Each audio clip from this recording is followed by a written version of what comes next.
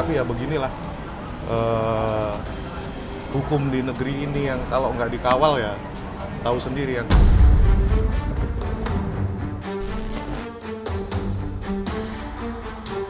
Sebentar ya.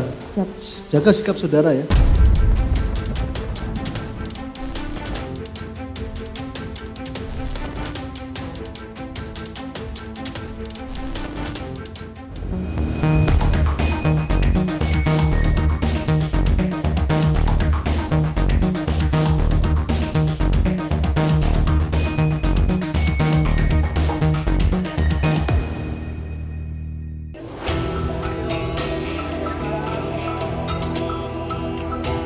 Sidang pembacaan tuntutan Jaksa Penuntut Umum kasus penganiayaan berat David Ozora dengan terdakwa Mario Dandi dan Shane Lucas Kamis 10 Agustus 2023 batal digelar. JPU mengaku belum siap dan membutuhkan tambahan waktu untuk menyempurnakan tuntutannya. Kita akan lihat nanti ya. Yang jelas tanggal 15 Agustus untuk 2023 ya. Untuk tuntutan David Ozora.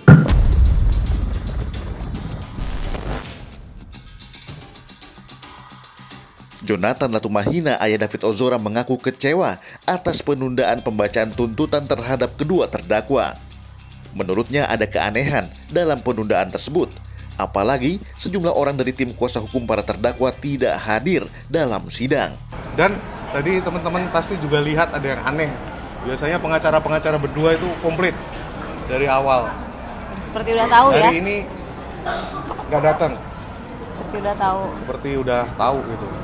Ya ini sih pikiran buruk aja ya. Tapi ya beginilah hukum di negeri ini yang kalau nggak dikawal ya tahu sendiri ya.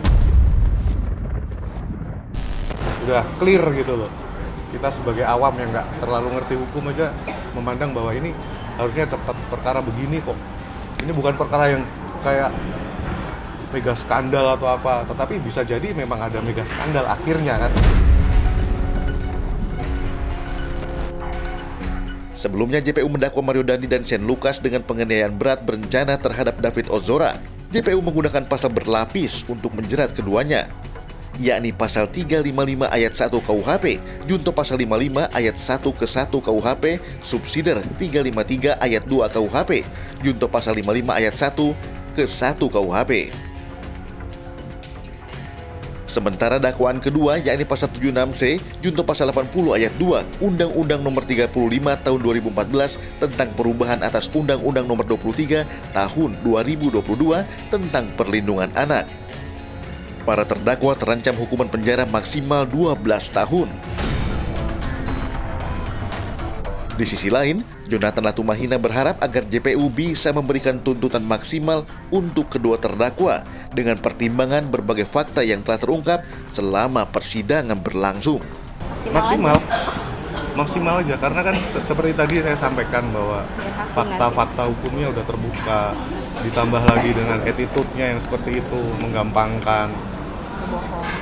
Dan kalau nggak maksimal ya tentu kita kecewa banget. Dalam kesempatan yang sama, Jonathan juga mengungkap kondisi David Ozora yang hingga kini masih menjalani fisioterapi untuk mengembalikan kemampuan motoriknya. Masih jalan, fisioterapi, sekarang terapinya tinggal fisioterapi aja, balikin itu ya, motorik. Keseimbangan, kalau psikolog kognisi ya sekolah sama psikolog dari KPPA. Itu masih. Tiap bulan harus kontrol terus, belum ada pemberitahuan sampai kapan. Tapi kita hanya dapat progres walaupun masih kecil banget, tetapi ya kita harus syukuri itu sebagai sebuah keajaiban.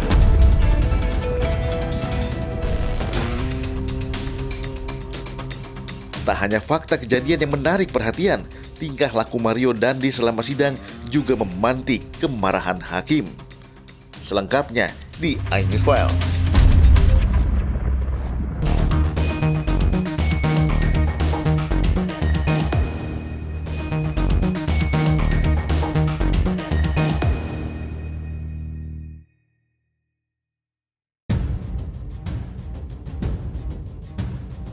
Saya menyesal kenapa saya harus melakukan itu.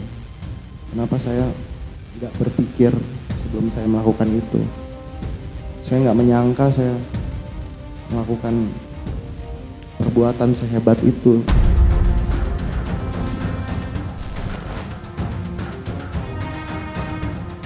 Pernyataan menyesal disampaikan Mario Dandi, terdakwa kasus penganiayaan keji terhadap David Ozora dalam persidangan yang digelar di Pengadilan Negeri Jakarta Selatan pada Selasa, 1 Agustus 2023 lalu. Saat ditanya oleh kuasa hukumnya, Andreas Nahot Silitonga, Mario Dandi mengaku tidak sempat berpikir jernih saat menganiaya David Ozora.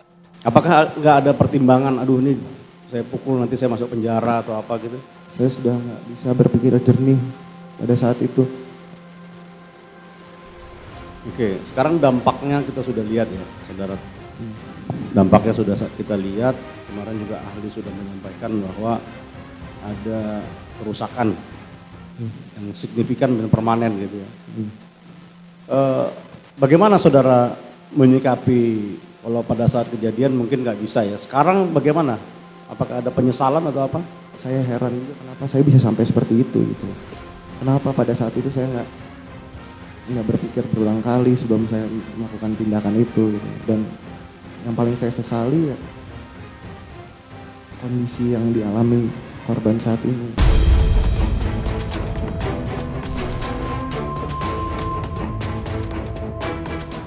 Meski mengaku menyesal, sebagai terdakwa, sikap Mario Dandi dalam memberikan keterangan seringkali dianggap tidak sopan saat memberikan keterangan.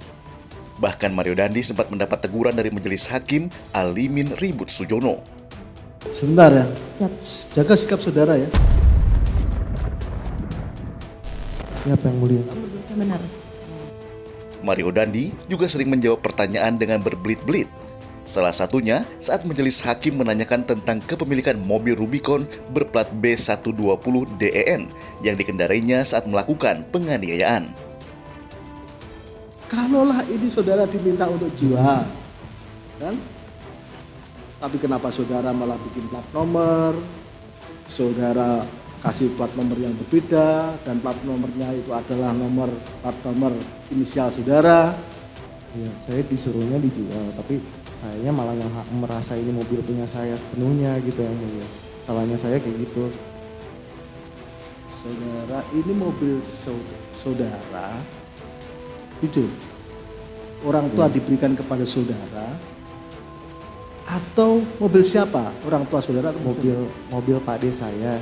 atas nama siapa? Atas nama orang yang dulu pernah beli mobil itu kan bekas pakai yang mulia mobilnya. Terserah saudara ya.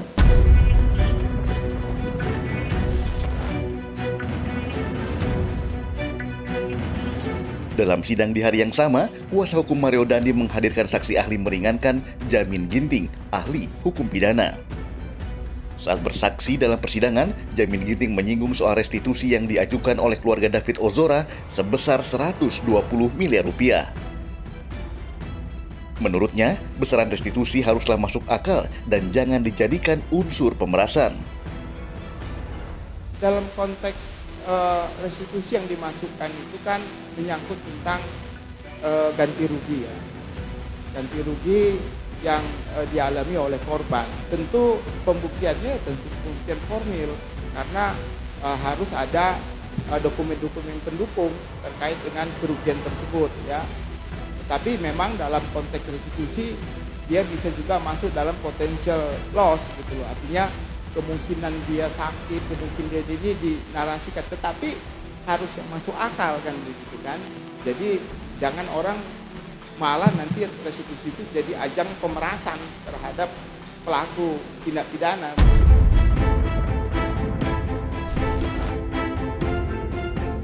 Saksi ahli juga menyebut jika pelaku pidana tak mampu membayar biaya restitusi, maka dapat diganti dengan kurungan penjara 8 bulan.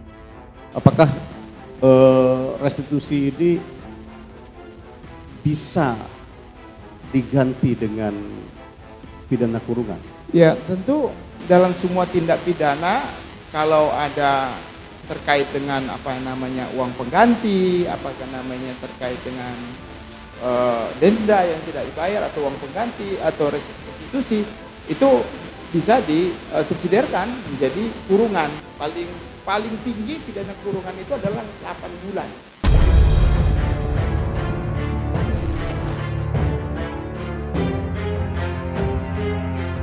Rafael Alun Trisambodo, ayah Mario Dandi, menolak membayar biaya restitusi yang diajukan oleh keluarga David Ozora sebesar 120 miliar rupiah. Pernyataan Rafael Alun tersebut disampaikan melalui surat yang dibacakan oleh kuasa hukum Mario Dandi pada sidang 25 Juli 2023. Menurut Rafael, anaknya telah dewasa, sehingga Mariolah yang harus membayar restitusi. Selain itu, Rafael Alun juga mengaku kalau seluruh rekeningnya telah diblokir KPK. Benar, sikap kami pada awal kejadian perkara ini benar-benar membantu tanggungan biaya pengobatan korban. Sehingga kami meminta diri untuk menawarkan bantuan biaya pengobatan korban. Namun untuk saat ini kami mohon untuk dipahami kondisi keuangan teraktual keluarga kami yang sudah tidak ada kesanggupan serta tidak memungkinkan untuk memberikan bantuan dari segi finansial. Aset-aset kami sekeluarga dan rekening sudah diblokir oleh Komisi Pemberantasan Korupsi dalam rangka penetapan saya sebagai tersangka atas dugaan tindak pidana gratifikasi.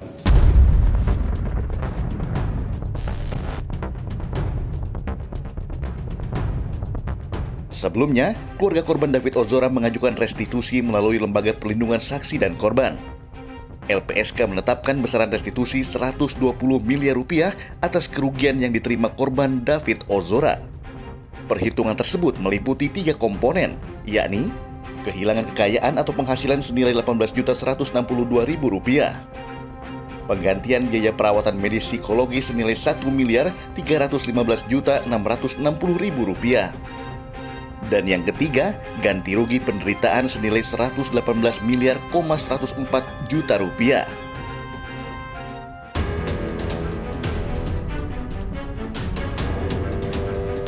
Menurut Jonathan Latumahina, ayah David Ozora, jika Mario Dandi menolak membayar biaya restitusi, maka harus diganti dengan tambahan kurungan penjara.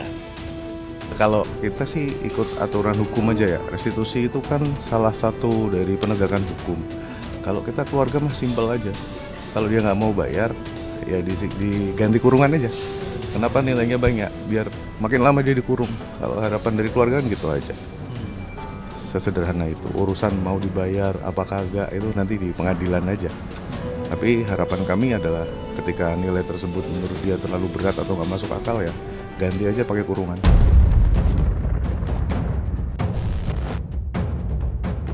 Lalu apa yang disampaikan saksi Shane Lucas untuk meringankan tuntutan jaksa penuntut umum? Apakah dapat mempengaruhi keputusan hakim nantinya? Selengkapnya di iNews File sesaat lagi.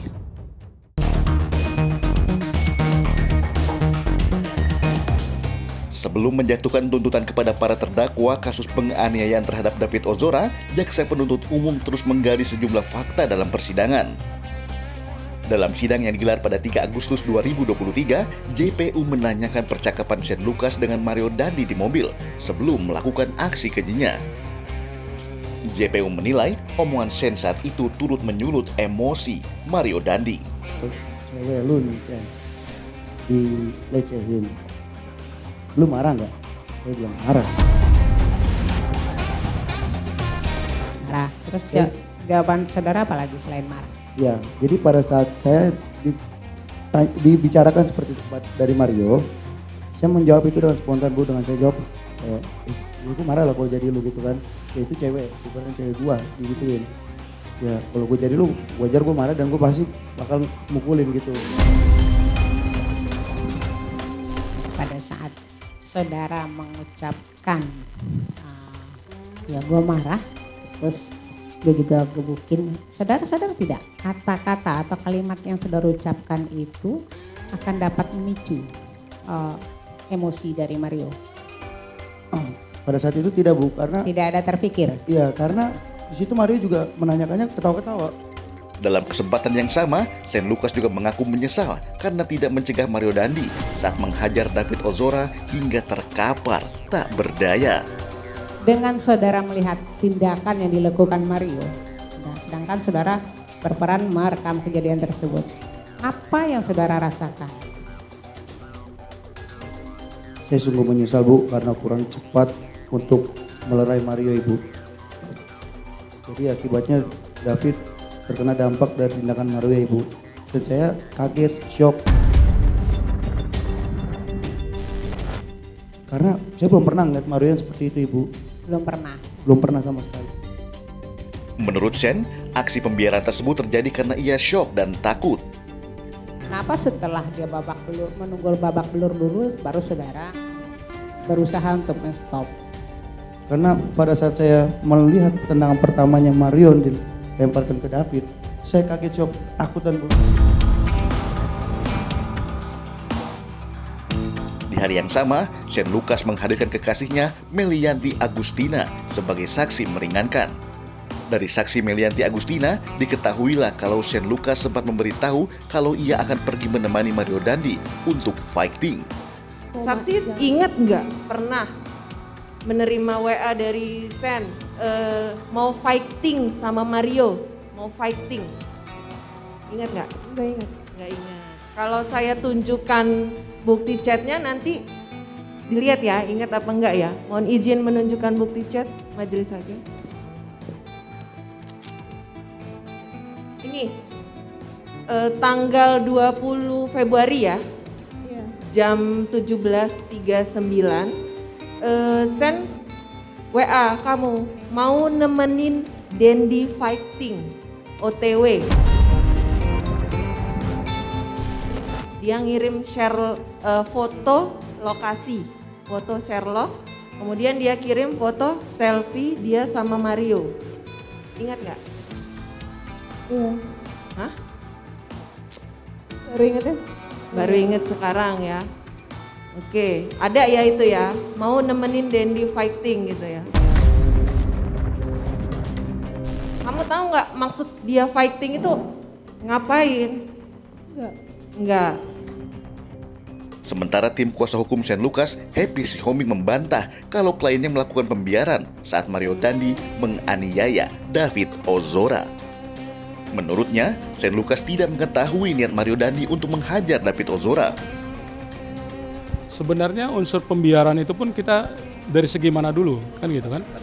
Nah, sebetulnya kan kita lihat nih, Sen memang memvideokan.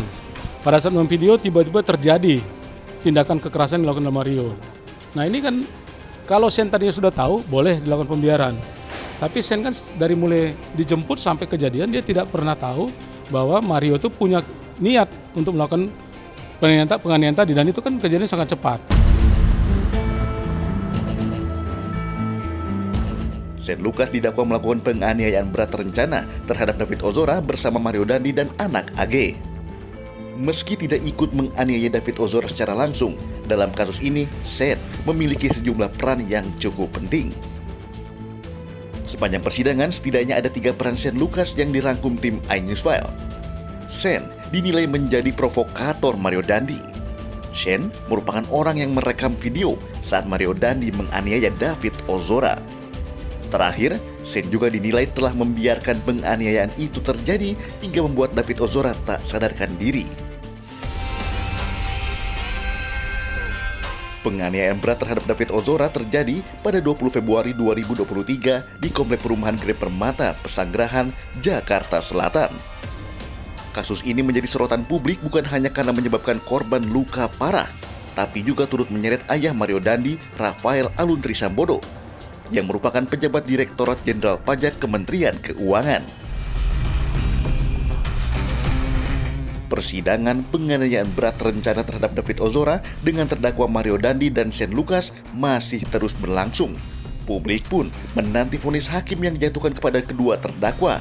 Akankah hukuman akan setimpal dan memberikan keadilan untuk korban atau justru sebaliknya?